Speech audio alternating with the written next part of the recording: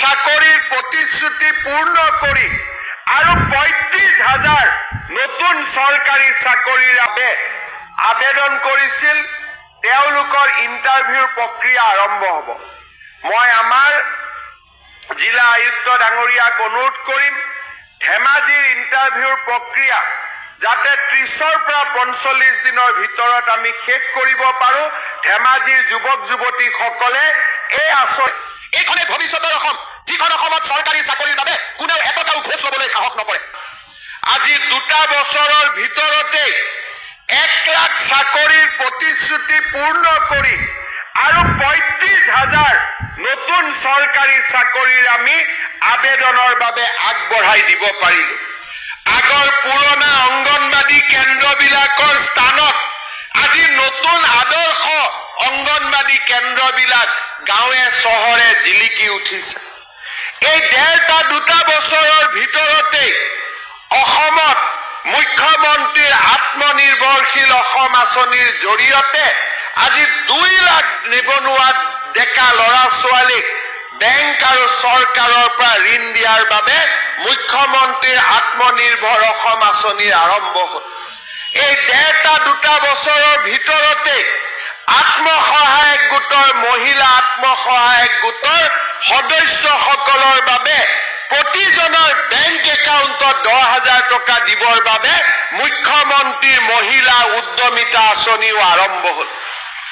আজি মাত্ৰ ২টা বছৰৰ ভিতৰতে অসমৰ আকাশৰ পৰা কলীয়া ডাৱৰ আঁতৰি আজি নতুন সূৰুজৰ প্ৰভাতে আমাৰ অসমখনক আজি আলিংগন কৰিছে।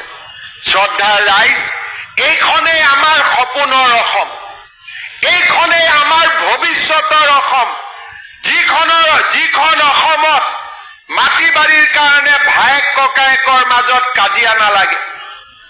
এইখনেই অসম, যিখন অসমত দুখীয়া ব্যক্তিক কোনো মাটিৰ দালালে তেওঁৰ অধিকাৰৰ পৰা বঞ্চিত কৰিব নোৱাৰে।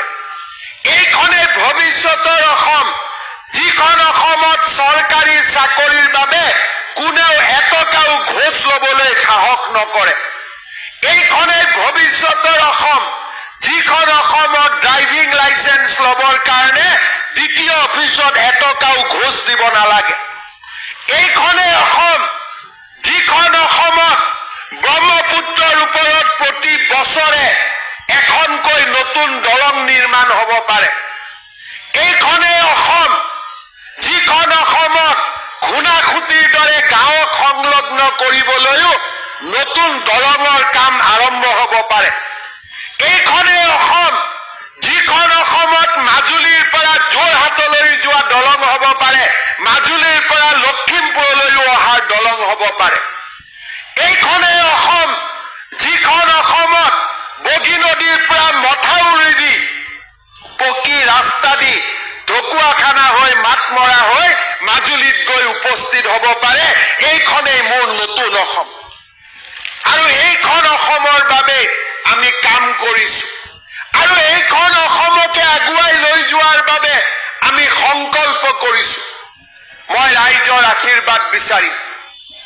কেইদিনমান পিছতেই লোকসভাৰ নিৰ্বাচন আহিব।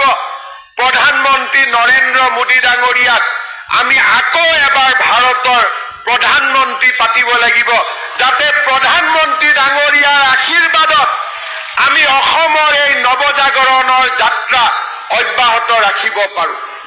আজি প্ৰধানমন্ত্ৰী ডাঙৰীয়াৰ স্বপ্নৰ বাবে প্ৰধানমন্ত্ৰী ডাঙৰীয়া